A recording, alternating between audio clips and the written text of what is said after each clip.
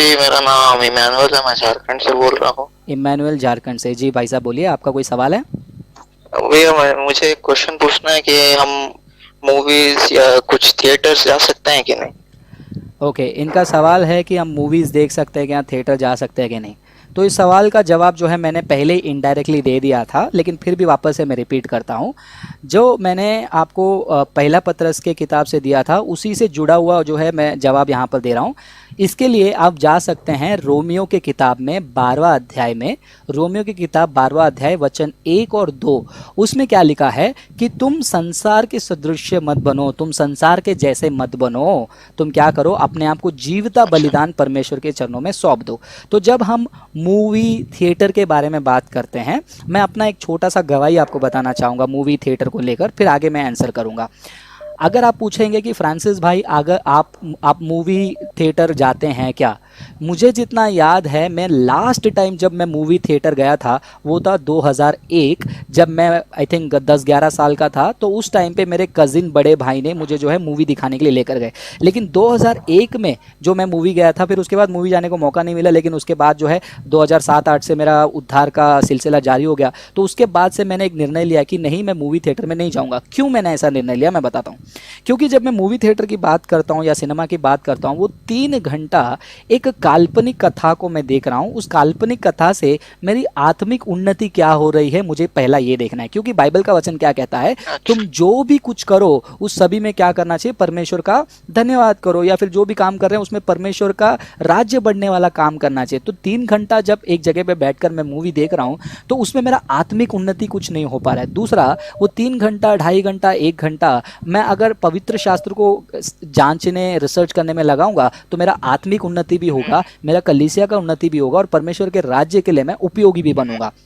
इसके अलावा एक और पॉइंट है, वो ये है कि जब हम ये मूवीज़ के बारे में बात करते हैं, मूवीज़ जो है जवानों के दिमाग में, बच्चों के दिमाग में, बड़ों के दिमाग में, सबके दिमाग में जो है बहुत बड़ा प्रभाव डालता है। मैं जहाँ पर रहता हूँ वहाँ पर एक घटना हो गया था। एक नहीं, ऐसे बहुत सारे घटनाएं। एक घटना मुझे याद आ गया तो मैं बता देता हूँ। जब अरिजीत सिंह का ये गाना बहुत फेमस हो गया था, सुन रहा है ना तू, तो वो गाना जो इतना कुछ लोगों को अफेक्ट कर दिया दिमाग में कि यहाँ पर एक लड़का था, उसका लव फेलियर हो गया और वो भाई साहब वो गाने को बार बार सुनकर उसने आत्महत्या कर लिया, सुसाइड कर लिया। तो ये मूवीज़ जो है आपको एक फैंटेसी वर्ल्ड में लेकर जाती है। मूवी क्या है, प्यार को भी जो है, जो लड़का लड़की प्यार करते हैं उस प्यार को भी जो है रियलिटी के रूप में प्रस्तुत नहीं करती है, बल्कि एक बहुत ही डेकोरेटेड वे में, बहुत ही फैंटेसाइज करके उसको प्रस्तुत करते हैं। इसीलिए मूवी को देखकर बहुत सारे जवानों के अंदर प्यार करने की इच्छा हो जाती है, लड़की को देखने, लड़की को छेड़ने। और इतना ही नहीं, वो मूवी में जो विलन काम करते हैं ना, वो विलन को देखकर भी लोग जो है विलन से भी प्रेरित होते हैं। कितने बार हमने ऐसे घटनाओं को सुना है कि वो गब्बर सिंह को देखकर प्रेरित हुआ और उसने आतंक का काम शुरू कर दिया। मुझे एक वीडियो याद है, वो वीडियो में पुलिस ने उस आदमी को पकड़ के रखा है, वो बोल रहे कि मैं जेल से भागूंगा और मैं मर्डर करूंगा। तो पुलिस वाला उसको पूछ रहे क्यों, किसके किसके जैसा बनना चाहता हूँ, बोलते कि मैं संजय दत्त जैसा बनना चाहता हूँ। संजय दत्त रियल में ऐसा नहीं है, लेकिन रियल लाइफ को देखकर एक आदमी खूनी मर्डरर बन गया और कह रहे कि मैं संजय दत्त जैसा मूवी में करता है वैसा मैं और करूँगा।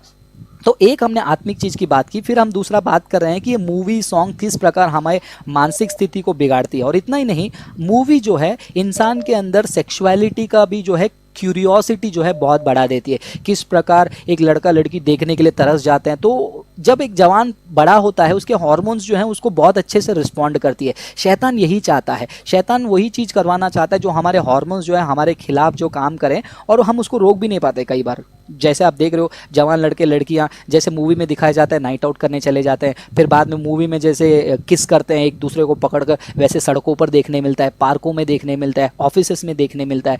मूवी में लड़की एकदम बोल्ड दिखती है, सिगरेट विगरेट फूकती है, और वो लड़की को देखकर यही महिलाओं का एम्पावरमेंट समझकर कुछ लड़की जो है वो सिगरेट विगरेट पहनती है। मूवी में दिखाया जाता है कि महिलाओं का रिस्पेक्ट करो, लेकिन छोटे छोटे कपड़ों में वही महिलाएं नाचती हैं। तो सोसाइटी में और इंसान के नैतिकता पे जो है बहुत ज़्यादा प्रभाव पड़ता है। तो इसीलिए मैं वापस से उस पॉइंट में आना चाहता हूं जो मैंने पिछले कॉलर को कहा, क्रिश्चियनिटी में मेरे पास 2 चीज़ है, एक है आज़ादी और दूसरा है जिम्मेदारी, फ्रीडम एंड रिस्पॉन्सिबिलिटी। कभी भी मेरा आज़ादी, आज बहुत सारे क्रिश्चियन अपने आज़ादी को इस्तेमाल करके मूवी देखने जा रहे हैं लेकिन वो अपने रिस्पॉन्सिबिलिटी को भूल रहे हैं। तो हमारे विश्वास में हमारी आज़ादी से बढ़कर हमारे लिए हमारी जिम्मेदारी होनी चाहिए।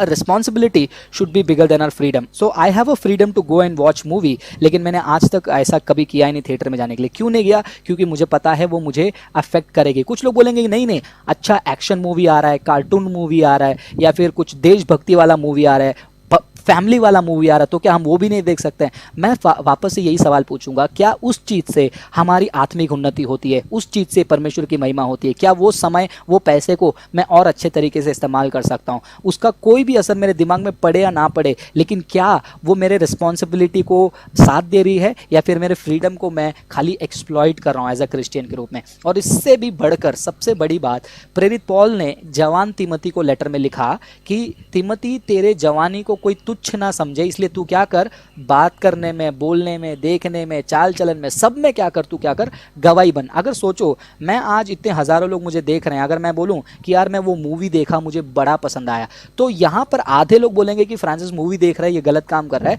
लेकिन बहुत सारे लोग जो मेरे से इंस्पायर हो रहे हैं, वो भी बोलेंगे अरे फ्रांसिस ही देख रहा है तो हम क्यों नहीं देख सकते? फ्रांसिस को तो बाइबल का नॉलेज कितना है, तो उसके नॉलेज के हिसाब से उसको सही लगता है, तो मतलब सही होगा. तो मैं किसी का ठोकर का कारण भी जो है बन सकता हूं. और वैसे ही मूवी सॉन्ग्स भी, मैं बता रहा हूं, उसका इम्पैक्ट हमारे ऊपर जो बहुत पड़ता है. तो इसीलिए हमको जानना ज़रूरी है. परमेश्वर का वचन कहता है कि हम परमेश्वर के चुने हुए जाति हैं, हमारा शरीर परमेश्वर का भवन है. क्या मैं चर्च के अंदर मूवी प्ले कर सकता हूँ? आप बोलेंगे नहीं. अगर हम चर्च के अंदर मूवी नहीं प्ले कर सकते हैं, चर्च के अंदर बॉलीवुड गाना प्ले नहीं कर सकते, क्योंकि वो पवित्र स्थान है. ये ना भूलें, बाइबल हमको कहती है कि हमारा शरीर, हमारा देह पवित्र आत्मा का मंदिर है. हमारा शरीर जो है वो चर्च है, सॉरी, हमारा शरीर जो है वो परमेश्वर का भवन है, जहाँ पर परमेश्वर वास करता है. तो इस शरीर को जो है मुझे ऐसे सारे जगहों में लेकर नहीं जाना चाहिए जहाँ पर पाप हो, जहाँ पर अधर्म हो, और जो है परमेश्वर को भाता नहीं है. और इतना ही नहीं, रोमियो की किताब 12 अध्याय वचन 1-2 को फिर से याद दिलाऊंगा. वहाँ पर क्या लिखा है? जीवता बलिदान, परमेश्वर को भाने वाला बलिदान बनकर हमें जीवन जीना है, दुनिया के सदृश नहीं बनना. मैं आपके सामने गवाही हूँ, बिना थिएटर गए, बिना मूवी देखे भी आप मस्त अपना जीवन जी सकते हो. जैसे मैंने आज खुलासा तो कर दिया काफ़ी सारे लोगों के सामने कि मैं एमएनसी में काम करता हूं, क्योंकि कुछ लोग मुझे दोष लगाते हैं ना कि तुम यूट्यूब से पैसा कमाते हो, फेसबुक से पैसा कमाते हो. तो मैं नौकरी के लिए जब पूरे इंडिया में और इंडिया से बाहर भी जाता हूं, मुझे बहुत मौका मिलता है. जब मैं सिंगापुर गया था तो मेरे साथ वाले ने गलत काम करने के लिए मुझे बुलाया और वो खुद गया भी, लेकिन मेरे पास आज़ादी थी. ना मेरे घर वालों को पता चलता, मेरे ऑफिस वालों को तो कोई फ़र्क ही नहीं पड़ेगा, क्योंकि तो एंजॉय कर रहे हैं सिंगापुर में. रात के समय में जाओ, विदेश में कौन पूछने वाला? शराब पीने का मौका है, गलत काम करने का मौका है, मूवी देखने का मौका है. लेकिन उन सब के सामने मैंने एक ही कहा, ये मेरे मित्र को, यीशु को नहीं पसंद है, नहीं पसंद है, क्योंकि मैं क्रिश्चियन हूं और मैं ये नहीं करूँगा. इतना ही नहीं, सिंगापुर के अलावा कई और दूसरे कंट्री में भी, जर्मनी की भी बात कर लूँ, वहाँ पर मौका. और पूरे इंडिया में मैं लॉकडाउन के पहले तक जो है, मैं पूरे इंडिया में हर हफ्ते एक शहर में ट्रैवल करता हूँ. अकेले होटल में रहता हूँ, 5 स्टार होटल में, 4 स्टार होटल में स्टे करता हूँ. बहुत सारे लोग कहते हैं अरे शाम को चलो नाइट मार्केट चलते हैं, नाइट लाइफ करते हैं, क्लब जाते हैं, पब जाते हैं, मूवी जाते हैं. आप जिस 5 स्टार होटल में रह रहे हो उसी के बगल में जो है मॉल है, उसके ऊपर जो है थिएटर है, चलो नाइट शो कर लेते हैं. तो ये सारी चीज़ें करने के लिए मेरे पास आज़ादी है, कोई देखता भी नहीं. लेकिन क्या वो चीज़ें करने से मेरी आत्मा की उन्नति होगी या फिर मेरा आत्मा बिगड़ेगा? मैंने अपने रिस्पॉन्सिबिलिटी को समझा है. परमेश्वर ने, चाहे ये सारी दुनिया मेरे सामने आ भी गई आशीष के रूप में, वो आशीषों के ऊपर राज करके, ये सारी चीज़ों के ऊपर राज करके, फ्रीडम को कम करके रिस्पॉन्सिबिलिटी पे ज़्यादा फोकस देना चाहता हूँ. इसी कारण मैं जहाँ पर भी जाता हूँ हिम्मत के साथ बोल सकता हूँ कि हे जवानों, तुम अपनी जवानी को क्या करो, संभालो, क्योंकि वो गवाही का जीवन परमेश्वर ने मुझे जीने के लिए मदद किया है, मैं जी पा रहा हूँ. इसलिए मैं कहता हूँ कि जब एक व्यक्ति पूरे भारत में और भारत से बाहर जाकर सारी चीज़ों को अपने आंखों से देखकर भी उससे दूर रह सकता है, तो हम अपने शहर में, अपने कॉलेज में, अपने नौकरी में वाकई में रह सकते हैं. ये मेरा सेल्फ कंट्रोल नहीं है, ये पवित्र आत्मा का सामर्थ है. और ये पवित्र आत्मा का सामर्थ हमको पवित्र आत्मा को जानने से, बाइबल पढ़ने से मिलती है. और धीरे धीरे पवित्र आत्मा हमारी अगुवाई भी करेंगे और हम खुद के लिए एक उन्नत पात्र, परमेश्वर के लिए एक उन्नत पात्र और लोगों के लिए गवाही बनेंगे और बहुतों को हम इंस्पायर कर सकते हैं. तो मैं यही कहूँगा कि आपको निर्णय करना है, फ्रीडम या फिर रिस्पॉन्सिबिलिटी. मेरे लिए फ्रीडम से बड़ा रिस्पॉन्सिबिलिटी है। तो मैं पर्सनली जो है इसीलिए मूवी नहीं देखता हूँ। तो ये क्लिप में मैंने लंबा टाइम लिया है क्योंकि लास्ट कॉल था, तो इसीलिए मैं यही चीज़ को एक्सप्लेन कर रहा हूँ कि सबसे पहला मेरा स्पिरिचुअल इम्पैक्ट के बारे में बात किया, मेरे मेंटल और साइकोलॉजिकल इम्पैक्ट के बारे में मैंने बात किया, और तीसरा मैंने फ्रीडम और रिस्पॉन्सिबिलिटी के बारे में बात की है। तीन चीज़ों को जो जवान समझ जाता है वो अपनी ज़िंदगी में यीशु की महिमा मस्त कर सकता है। तो ये मेरा शॉर्ट आंसर नहीं है, बड़ा आंसर है। मूवी देख सकते हैं नहीं देख सकते हैं इसका ही नहीं, बल्कि जवानों के जीवन में मूवी, पब, क्लब, फ्रेंड्स के साथ जाना, ये सारे सवालों का जवाब इस सेशन में, इस भाग में मैंने प्रस्तुत कर दिया है सबके लिए। ठीक है, थैंक यू भैया। Thank you so much. प्रभु आप सभी को आशीष करे।